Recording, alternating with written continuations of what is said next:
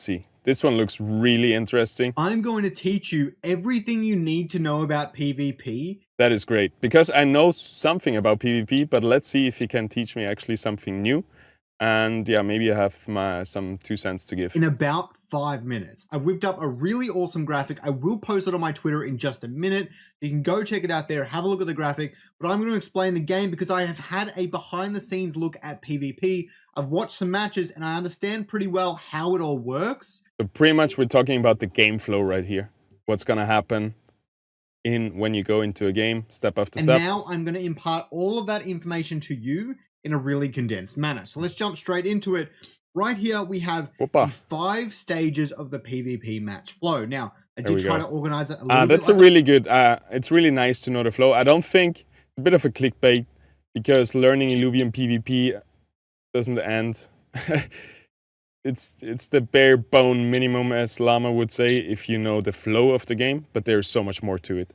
So you won't learn the game, I think, from this, but you will learn the rule set, I would say. A flow chart that you can see, this is basically how it's going to work.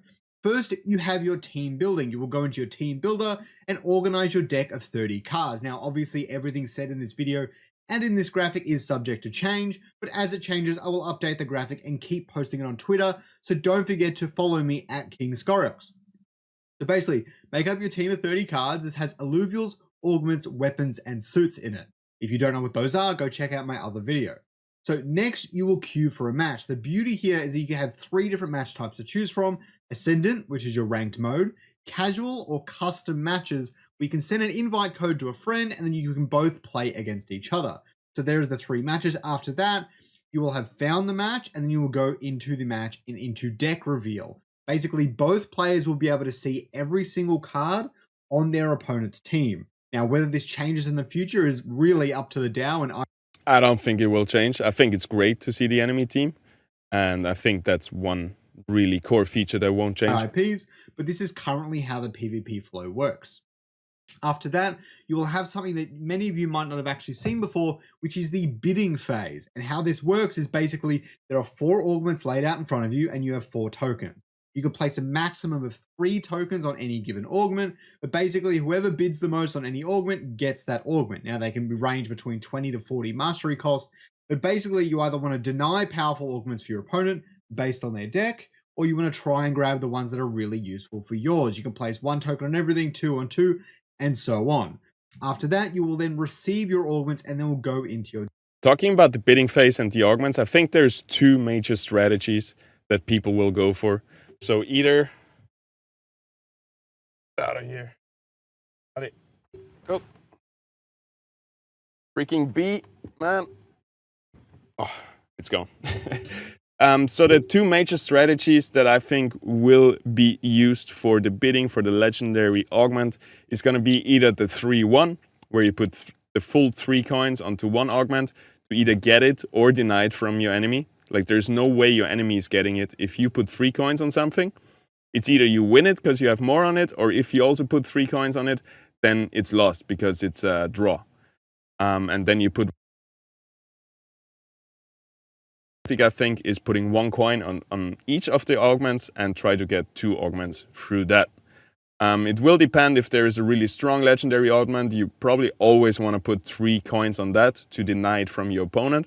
But if there is 4 kind of mediocre augments, you might want to put 1 coin on each of them and be able to snatch the most augments away from your opponent. Deck and be in the same place as everything else. Nothing fancy there, but with filters, you can get to them pretty easy. The next thing is that you gain mastery points. At the start of every single round, before you place all your alluvials and whatnot, you gain 90 mastery points to use during the round, again, subject to change.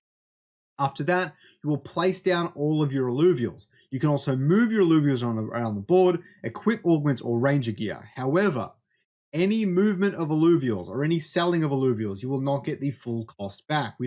One thing, I think it's good that you get taxed for selling your alluvials. I also think it's good that it costs something to move your alluvials, and we'll see how it works out, right? It's a good way to start. If it isn't perfect, the systems, the team will change that.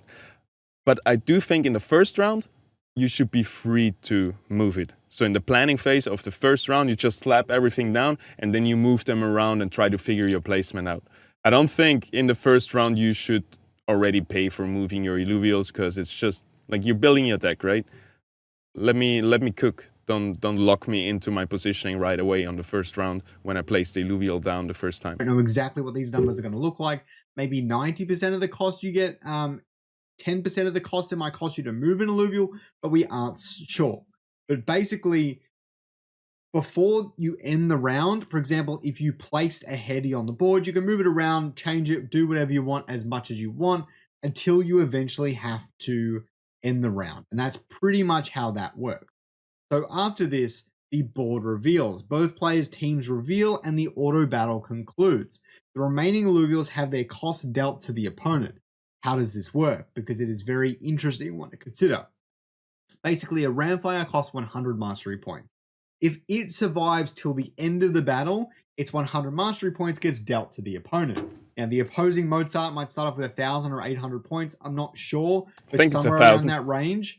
And basically, so if you have 2 or 3 Ramfires or a Ramfire and a Titanor, that's 200 mastery points that's going to be dealt to your opponent. If they're kitted out with augments, the augments are also included. The Ranger equipment is likely included as well. So it can really stack up quickly, so try not to get smashed too hard by a team of opposing rogues. The next thing is it will check if the Mozart is dead. If not, then you will, if it's not round 3, if it's not round 3, then you will keep going, you'll keep placing, but on round 4, you have one more bidding phase for legendary augments. These are the only two, round 1 and round 4. If it's not round 4, then you keep going until one of you is defeated, even infinitely. I don't think there's any more legendary augment. There's a little problem in the flowchart, I think, though, because if it's round 3 and you go back to the bidding phase, you don't go back here to gain mastery points again. So this is only for the first round. In the beginning, when the match starts, you get those 90 mastery points. And yeah, if you are going to round 4, where there's another legendary augment bidding phase, you will bid on it, receive the augment, and then go back to placement and fighting the board and losing your HP. Phases. I could be wrong, but I'm pretty sure there isn't. After that, the match ends and the ELO is calculated, and you can try and move up the ranks. I'm not sure if we'll have like Diamond, Platinum, and all that. No, we don't. Private Beta 3. I don't think. But we definitely have some level of an ELO system where you have a rating, and your rating goes up or down depending on your opponent. Hope you guys learned something in 5 minutes. Don't forget to like and subscribe. I really appreciate it. Have a good one. Thank you, Scoriox. So yeah, we're gonna have a rating system, and you're gonna be rated and have an MMR, a matchmaking rating, to find equally skilled opponents. But I don't think, the last information I got, we don't have a leaderboard yet in the first iteration of the private beta 3 of the PvP. So that's gonna come soon down the line. But for now, I think you only see your rating, and then you can like find out, hey, is somebody better rated than this? Or you can start bragging in the Discord and try to find somebody who actually beats your rating. But it would be really nice to have leaderboards to just see like, oh, I'm number 17 in Illuvium. That's a cool thing to have. It will come, but maybe not in the first iteration. Thank you so much for watching. Follow Scoriox, follow me, engage with the videos, right? Do your YouTube viewer job and just click those buttons for us. It doesn't cost you much. It helps us a lot, actually showing YouTube, the algorithm, that people are stoked about the video. And I see you in the next one. Peace.